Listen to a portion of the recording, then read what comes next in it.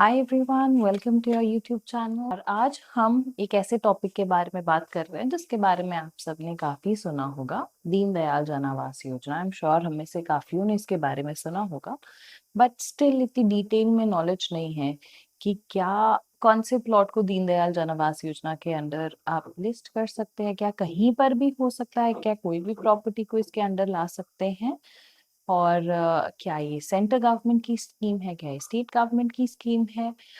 तो इसके बारे में let's get some more knowledge on this topic in this video. So without further ado, let's get started with this topic. So Deen Dayal जन आवास योजना एक Haryana government की scheme है which was launched on 1st November 2016 in alignment with the central government scheme Housing for All by 2022. सो उसको add करने के लिए, उसको push करने के लिए हरियाणा गवर्नमेंट ने स्कीम निकाली। इस स्कीम के पीछे पर्पस क्या था? ये स्कीम हरियाणा गवर्नमेंट ने निकाली थी for tier 2 and tier 3 cities of Haryana. So इसमें उन्होंने गुरुग्राम, फरीदाबाद और पंचकुला, ये 3 शहरों को हरियाणा के एक्सक्लूड किया था। इसको एक्सक्लूड करने का बस एक रीजन था कि जब कोई भी शहर बसता है तो उसमें जैसे पानीपत हो गया, करनाल हो गया और रेवाड़ी हो गया, ये सब शहर जब बसे हैं तो उसमें अनऑर्गेनाइज्ड कॉलोनीज पहले बसती हैं। तो छोटी-छोटी बस्तियाँ, छोटी-छोटी कॉलोनीज बसती हैं जो कि ऑर्गेनाइज्ड फॉर्म में नहीं होती हैं।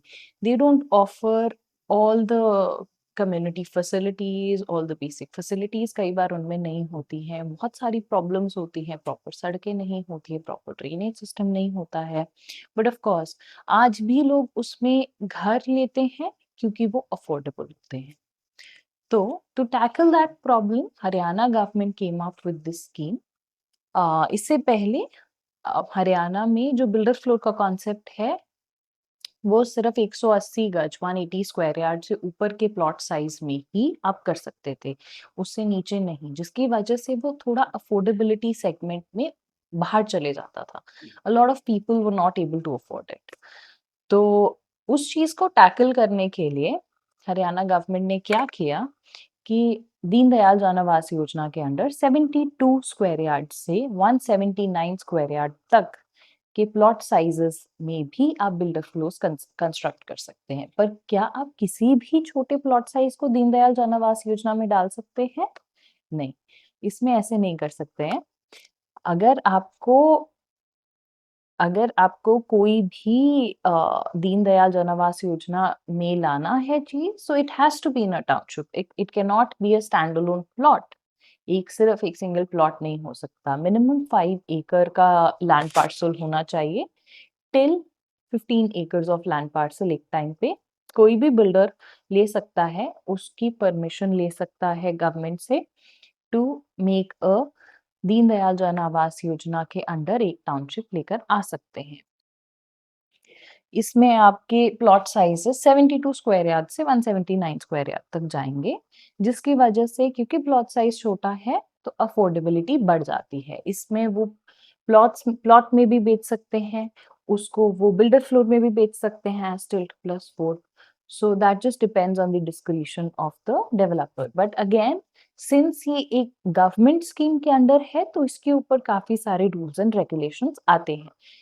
एक डेवलपर ही ये कर सकता है, ऐसा नहीं है कि कोई भी इंसान ये कर सकता है। एक डेवलपर होना चाहिए जो ये कर सकता है।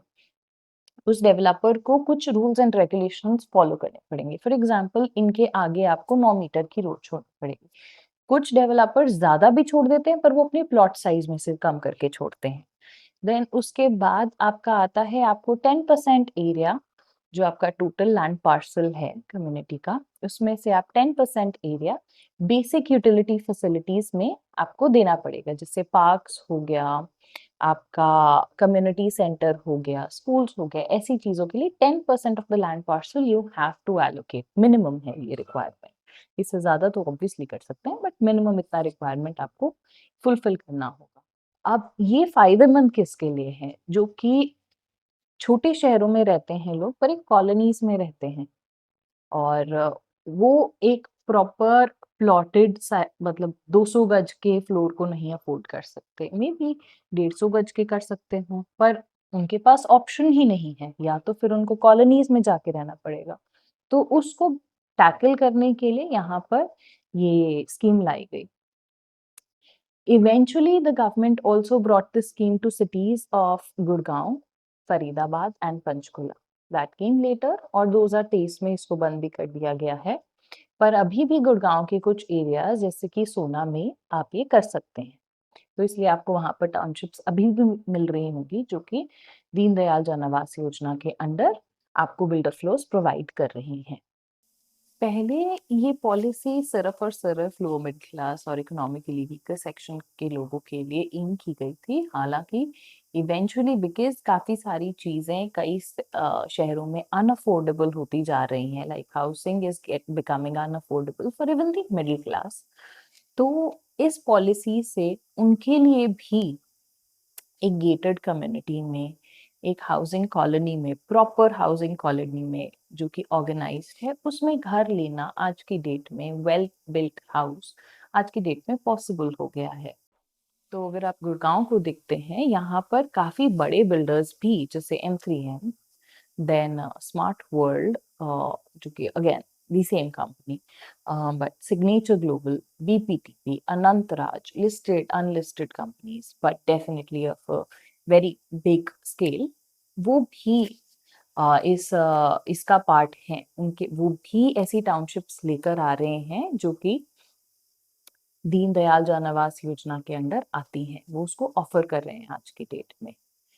सो can you guys tell me कि कौन से दो बड़े बिल्डर्स हैं जो गुड़गांव में सबसे ज्यादा लैंड पार्सल दीनदयाल जन आवास योजना के अंडर होल्ड करते हैं? Tell me in the comment.